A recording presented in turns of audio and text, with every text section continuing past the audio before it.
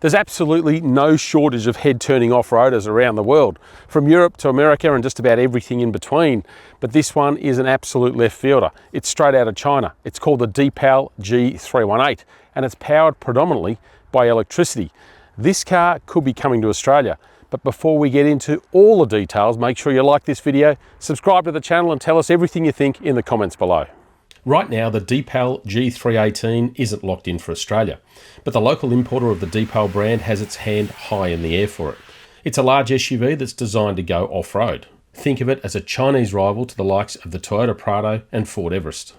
I think the coolest thing with the G318 is the look. It's got that real sort of adventurous spirit to it, starting with the full-size spare tyre on the back. And like a Land Rover Defender, like a Mercedes-Benz G-Wagon, it's got a bit of that boxiness, that sort of ruggedness that says, I want to work, I want to do things. And clearly this car does want to go places. It's got proper chunky tyres, you've got Michelin rubber there, decent ground clearance, it's running on air suspension so we can adjust the ride height there. And again, that cool factor also flows through to the front of the car as well. And some of the accessories on this one, things like that roof platform with the integrated spotlights up there, it all looks cool. On looks alone, this thing is a winner. And just like the exterior, there's been a heap of thought put into the cabin and the layout, the functionality and so on. It starts with these cool grab handles that obviously make it easier to get inside, but the finishes and materials are also pretty upmarket. You've got some nice stitching on the dash, for example. You've got big screens, a big tech focus with this brand generally, and it certainly shines through here. But the thing I think I love most about this car is it's got physical buttons. It's got hard controls that make it so much easier to do basic things like adjusting the temperature, for example. We've got little toggle switches there. Getting it into drive and reverse, again, it's all set up and ready to go. And you've got other sort of selected dials and buttons around here. So all that stuff's really cool. And it's also got decent space. We've got loads of headroom here. We've got a nice big storage area under the main floating center console and decent space in the back too. So all up, it's a tick in the cabin. And just like the design, the G318 does things a little bit differently beneath the skin as well. This is actually a range extender EV, so it's powered only by electric motors. This one here is the four-wheel drive one, so we've got one motor on the front axle, one motor on the back, but we've also got a 1.5 litre four-cylinder turbocharged engine. So that engine is purely a generator, so if you need to drive further, it recharges the batteries, gives you more juice to keep going.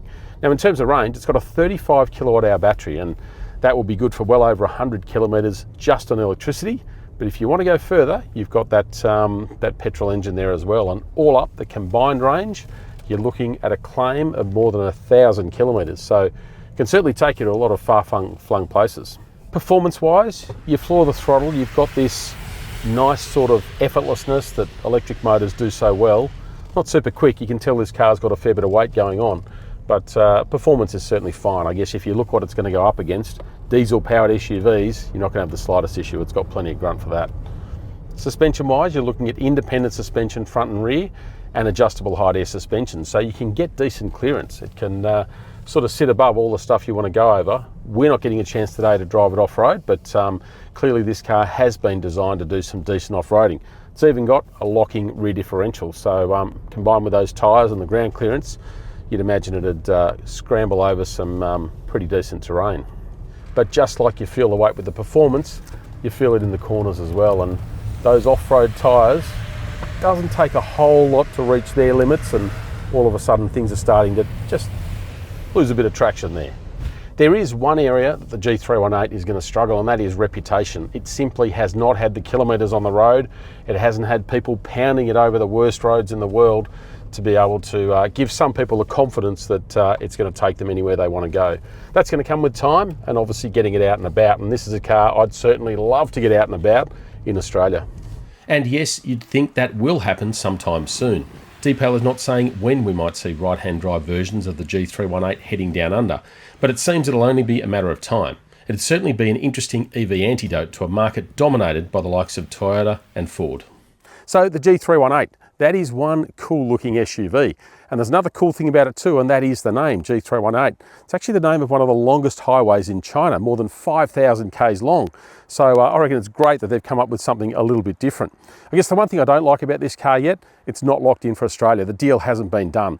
You'd imagine that it'd only be a matter of time. Something like this, if it was priced right, if it does what it says on the box, if it's good off-road, you'd think that there'd definitely be people in Australia who'd like to jump behind the wheel.